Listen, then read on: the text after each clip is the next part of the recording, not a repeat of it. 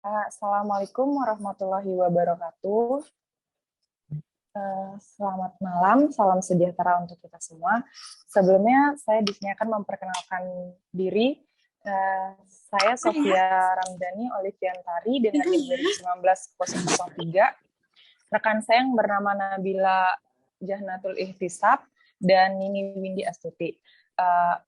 Kami adalah mahasiswa Universitas Muhammadiyah dengan jurusan Ilmu Hukum.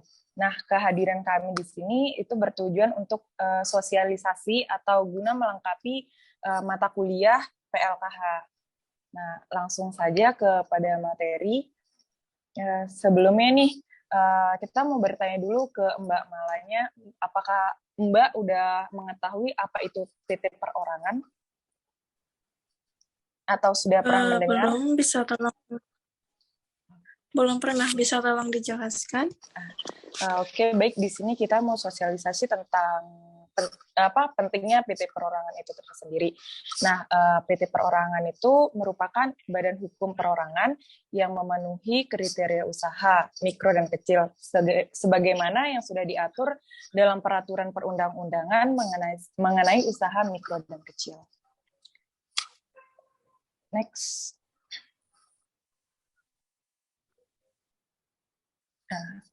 Nah, di sini ada pun keuntungan dari PT Perorangan itu sendiri.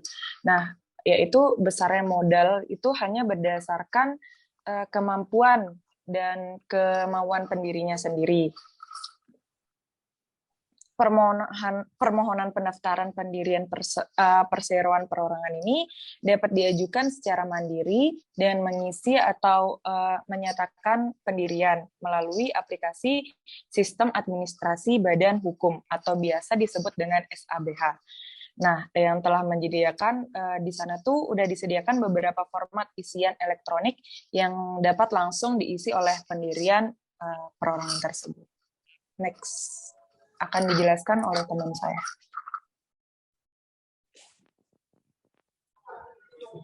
Nah, selanjutnya akan saya jelaskan ya Mbak Mala ya. Kan mungkin Mbak Mala masih bingung kan ya formatnya itu apa aja. Nah, sesuai dengan lampiran 1 PP 8 tahun 2021 itu ada beberapa isinya.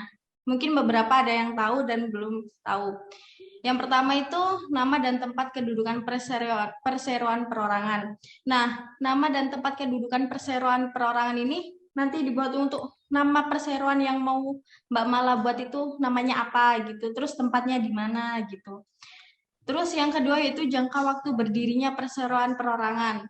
Nah, jangka waktu berdirinya ini Mbak Mala mungkin udah ngasih gambaran kan, mau sampai kapan sih buatnya ini gitu. Terus maksud dan tujuan serta kegiatan usaha perseroan perorangan. Ini juga Mbak Mala juga mungkin sudah memplanning tujuannya buat ini buat apa gitu kan. Terus jumlah modal dasar, modal ditempatkan, dan modal di store.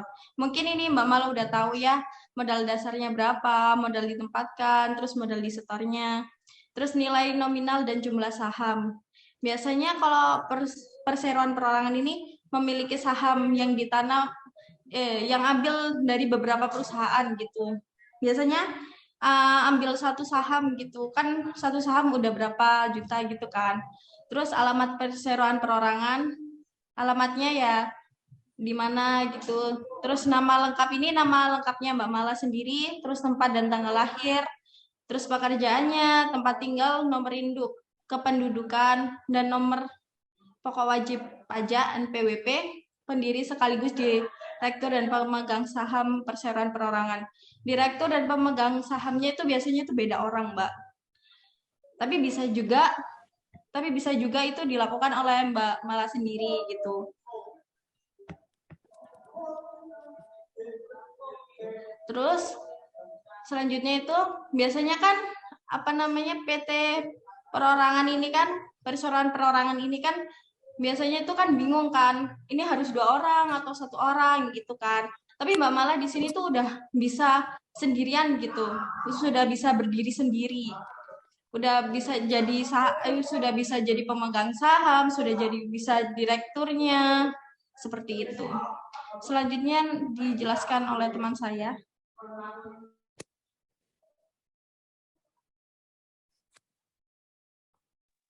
Nah, selanjutnya, karena ini merupakan PT perorangan, maka Mbaknya dapat memiliki, menjalankan sekaligus mengontrol PT yang Mbak dirikan.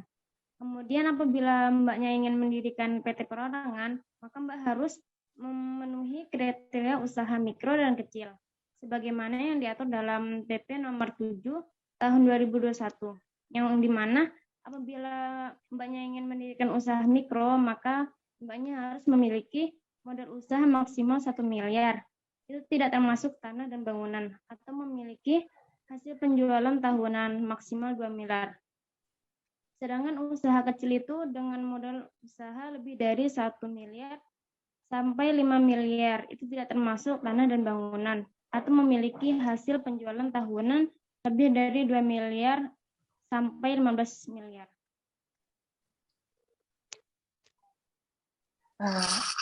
Oke, baik. Mungkin sekian penjelasan dari kelompok kami. Sekiranya jika Mbak Mala butuh bantuan kita untuk mendaftarkan diri PT Perorangan, Mbak Mala bisa kontak kami lebih lanjut. Mungkin sekian sosialisasi dari kelompok kami. Terima kasih banyak atas waktunya Mbak Mala. Semoga sukses selalu. Sekian, Assalamualaikum warahmatullahi wabarakatuh. Waalaikumsalam warahmatullahi wabarakatuh.